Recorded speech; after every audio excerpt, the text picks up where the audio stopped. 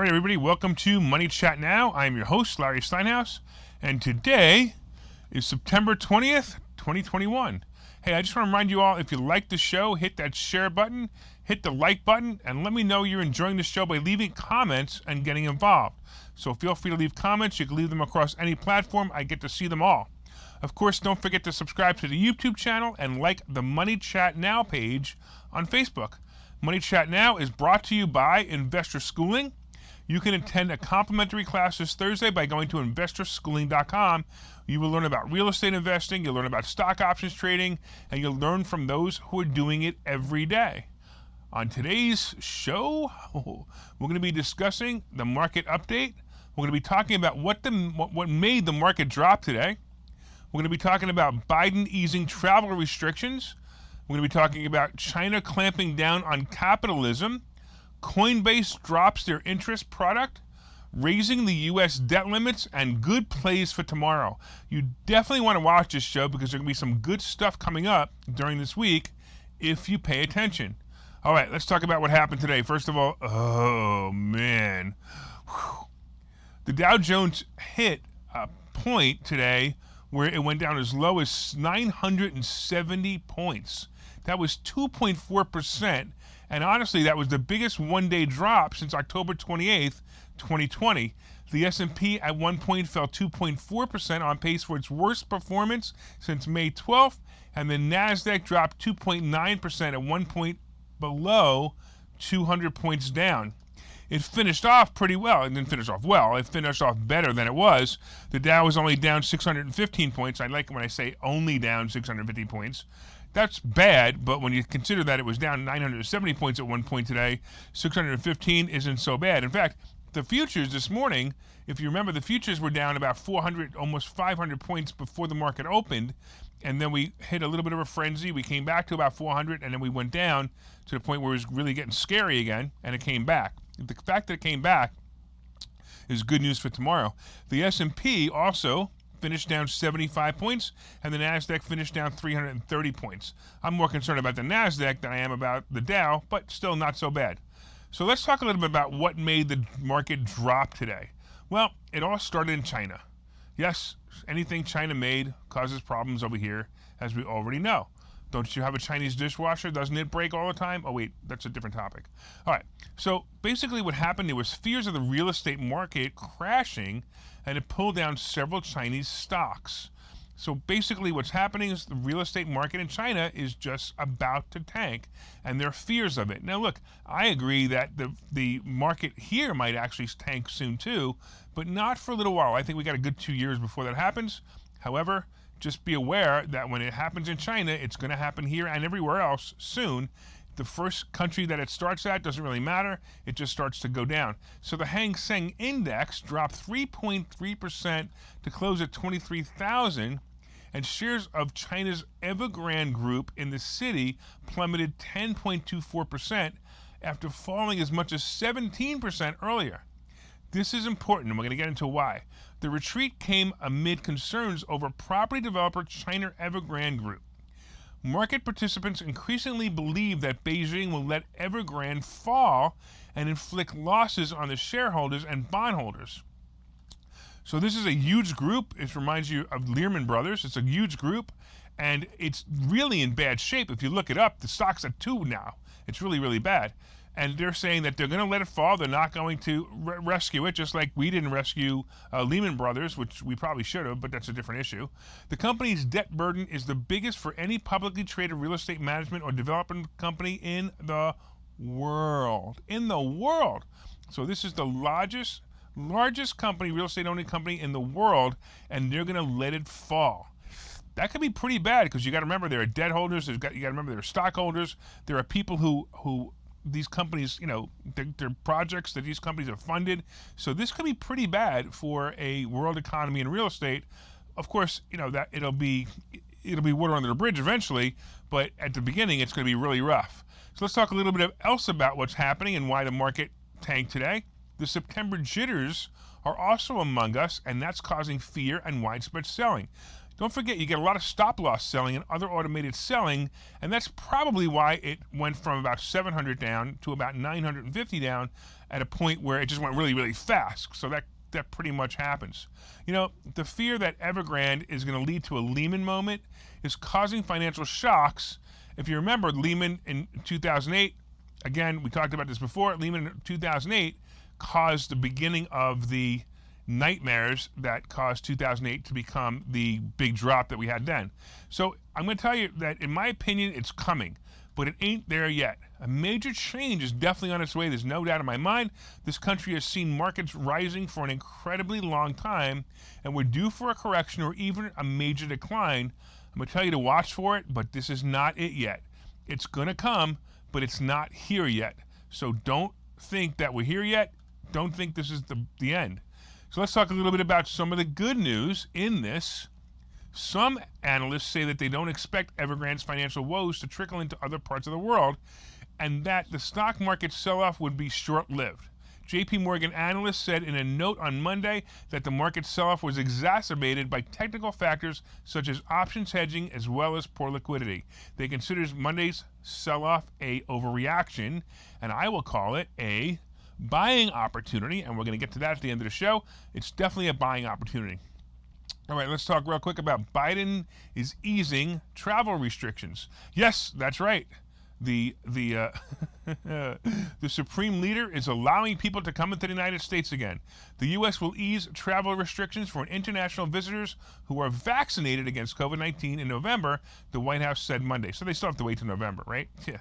Non-citizens visiting the United States will have to show proof of vaccination and a negative COVID test taken within 3 days of departure, because we all know that the vaccine doesn't work. So, of course, they have to take a COVID test, because if the vaccine worked, they wouldn't be able to get COVID. But, hey, that's a different issue.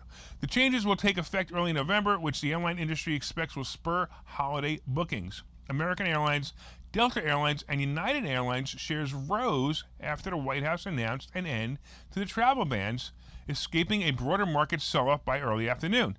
Delta and United were down slightly, but less than the S&P 500, 2.4% drop. American stock was up 1%. Actually, it closed pretty well. These carriers have the most international service of U.S. airlines and will benefit the most from the change in policy. So I keep telling you guys, get into American Airlines. Get into American Airlines. It's a great play. Anyway, when the Supreme Leader decided to finally lift the useless mask mandate, when the Supreme Leader finally decides to lift the useless mask mandate, airline stocks will roar. So why do we have this fear-mongering idiots continuing to control us? Well, you know, that's another story.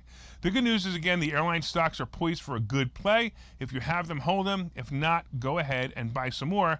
You're going to be very, very happy about this. I know my stocks went up today, and I was pretty excited about it. All right, we're going to take a quick break, and then we're going to talk about China and what's going on over there. Okay, so you've thought about investing in real estate, houses, apartment buildings, properties, but don't really know where to start? Well, what if you could very easily learn how to gain strategies to use other people's money to buy and sell houses in the Philadelphia area? If you could learn and network with successful area real estate investors and how to produce monthly income on rental properties without headaches, that place is Investor Schooling. With Investor Schooling, you'll learn from two Philadelphia area rockstar real estate investors, Phil Falcone and Larry Steinhouse, about how to buy and sell properties the easy way and teach you basic and advanced techniques to help you make money in real estate. You can attend Investor Schooling in person or online visual classes 8 times a month. You can and will learn how to make money in real estate. Call for free information and get a complimentary pass to one of these classes. But don't delay, as these complimentary passes are limited. Call the number on your screen now or visit investorschooling.com. investorschooling.com.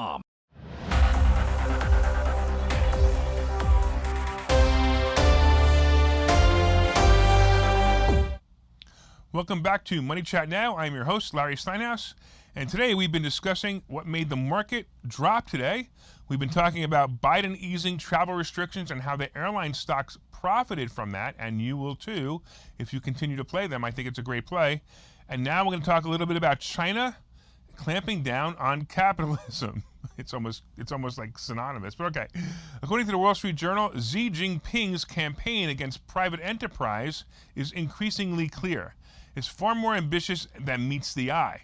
The Chinese president is not just trying to rein in a few big techs and other companies and show who's boss in China.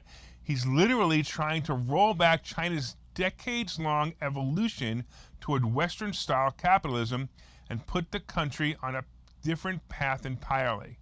You got to hear this, okay? For most of the 40 years after Deng Xiaoping first unleashed economic reforms in China, the Communist Party leaders gave up market forces wider room to flourish. That opening helped lift hundreds of millions of people out of poverty and created trillions of dollars in wealth. But it also led to, oh my goodness, rampant corruption and eroded the ideological basis for continued communist rule. So basically, they're saying, well, people are not in poverty anymore, and we're helping people get rich, so we need to stop it. You have to go back in poverty. How can you listen to us if you're not in poverty? Oh my gosh. Mr. Xi's opinion private capital now has been allowed to run amok, menacing the party's legitimacy. Yeah, okay. Officials familiar with his priorities say, by the way, the Wall Street Journal examination shows he's trying to forcefully get China back to the vision of Mao Zedong, who saw capitalism as a transitory phase on the road to, of course, socialism. The government's recent measures to tame housing are worsening in the cash crunch of China's Evergrande Group, as we talked before, a heavily indebted real estate developer sending chills across global markets. Beijing is unlikely to bail out Evergrande the way it has rescued many state firms, analysts says, and could further tighten the regulatory screws on other private developers. Mr. Xi has signaled plans to go much further. During a leadership meeting in August, he emphasized a goal of common prosperity, which calls for a more equal distribution of wealth. Or actually, what it really is, guys, it's not an equal distribution of wealth, it's an equal distribution of poverty, because clearly doing what they did before to ease it up created wealth. This is now going to create poverty, which every communist society does. This would be achieved in part through more government intervention in the economy and more steps to get the rich to share the fruits of their success. Welcome the new economy of China. Wealth is being wiped out and the leaders are profiting from it. This is communism, folks. The only people who make the laws are allowed to prosper and get wealthy. Watch for it, because it's going to come to the great nation this used to be as well. At this point, be honest with you, it's time to dump all Chinese stocks and don't look back. I sold my last remnants of BABA today and I'm done with it. And here's something else that you should ponder. Early this year, this is amazing, early this year when Facebook and Twitter took down President Donald Trump's accounts, Chinese President Xi saw yet another sign of America's economic system was flawed. It led to big businesses dictating what a political leader should do or say. We have a communist, no seriously, we have a communist saying that what Facebook and Twitter did was wrong. Wow. That says enough, right? It's unbelievable. All right, this is definitely a strange world we're living in. And yeah, okay. Let's go over to Coinbase and talk a little bit about the interest product that they tried to create. So basically, Coinbase was trying to create a product that would give you interest. So they basically said, hey, listen, give us money and we'll lend it out to other people, just like a bank would do, but there was going to be a little bit open. They were going to do it through what's called a stable coin. And the stablecoin would have a certain value, and they could lend that stablecoin out to somebody, so they could give you a certain amount of interest. So maybe they'd charge 10% interest to somebody they were lending the money to, and they were giving you 4% interest. Interesting idea. I liked it. It sounded like it had some credence. However, they decided to halt its plans to launch the interest-earning product 2 weeks after CEO Brian Armstrong took the SEC to task on Twitter for its lack of guidance in the matter. So basically, the CEO of Coinbase called out the SEC on Twitter, and that's not a very smart thing to do, because this guy's very powerful, and he says, hey, ha ha ha ha ha ha, you want to insult me? Go right ahead. We're gonna ruin your life. The newly public cryptocurrency services company said in an update on its blog Friday that it will not launch the Coinbase Lend, which would allow users to earn 4% annual interest on the stablecoin USDC by allowing Coinbase to lend those funds to verified borrowers. Coinbase has also discontinued its wallet for the product. Coinbase fell, of course, more than 5% on Monday. The stock, which tends to follow cryptocurrency prices since its revenue is so closely tied to trading, has also been racked by the broader crypto market sell-off, and the price of Bitcoin fell as much as 10% on Monday. I got to tell you, I think Coinbase is an awesome play right now. But right now, we're going to take a quick commercial. I'm going to talk to you about how you can get a car. Would you like a BMW Z4? Find out how right here. Hey, if you were listening to Investor Schooling Live today, I'm Phil Falcone, and I made the decision today on air that I'm going to be giving away this car. You want to take a look at it? Let's do it. How would you like to pop your top without ever getting out of the car? Huh? It's pretty cool. You can do it at a red light. You can do it when you see it rainy. You can actually even do it when you're driving, as long as you don't go maybe faster than 10 miles an hour. So I am giving away this car. Why? Is it because I'm crazy? Is it because I'm rich? Is it because of both? Take your pick. I don't care. Let me tell you about the car. We're going to have a contest. We're looking for real estate investors to go to our website and give us a real estate tip. And you can have people that you know vote on the site about which real estate tip is the most quality, most valuable to them. So let's just say that our contest is going to be looking for quality real estate tips and for votes. So you need to get your friends, your family, people who care about you, and real estate investors who are willing to go on the site and vote for it. And I will give you this car.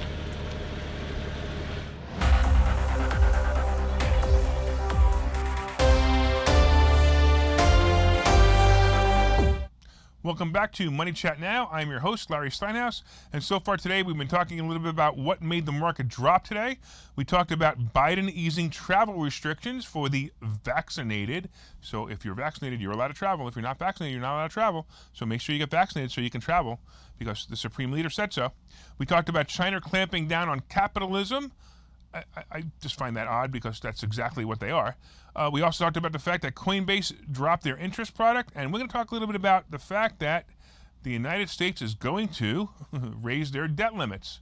So Democrat leaders said Monday that they would attach a suspension of the debt limit through December 2022 to a short-term spending bill the House is expected to vote on this week.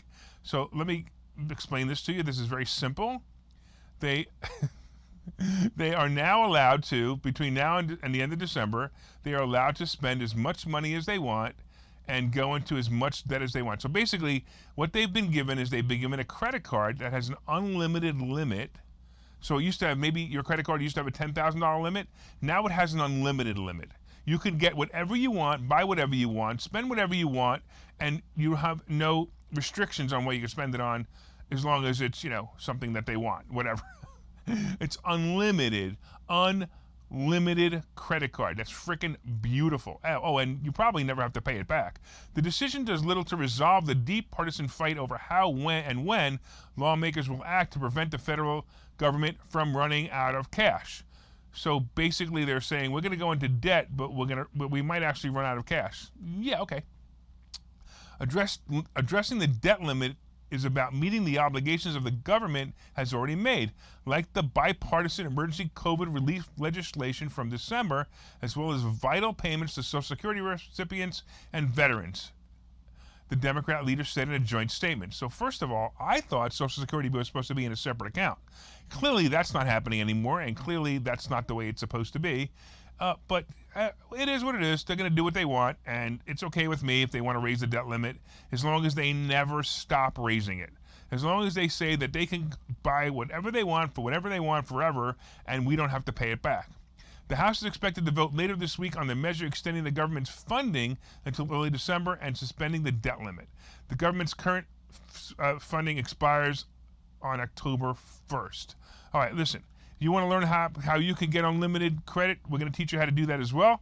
So the unlimited credit available to you comes from credit cards, and we're going to teach you that at Investor Schooling. All right, let's talk a little bit about what's going to go on this week and the wrap up and how you're going to make some money. So first of all, today I'm going to tell you it brings many opportunities. Today was a great day if you know how to look at it. I'm telling you right now, I'm a buyer at Apple at this price of about 142. Twitter remains a great play. Facebook, I'd like to see below 350. However, I think if you have a short-term call ending this week, it could turn out very promising.